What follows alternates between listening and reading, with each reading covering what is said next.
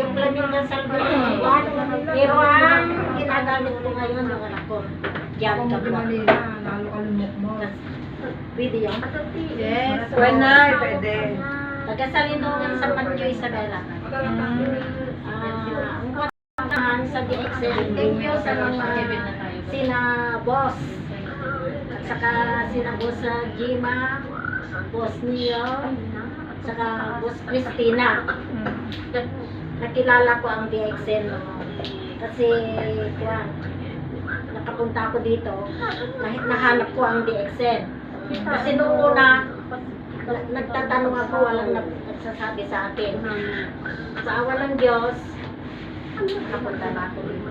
Yan ang ginamit ko. Kasi high blood ako noon. Diabetes. Ginamit ko ang DXL. Ngayon, maganda na Diyos. Saka thank you God. Saka thank you sa DXL.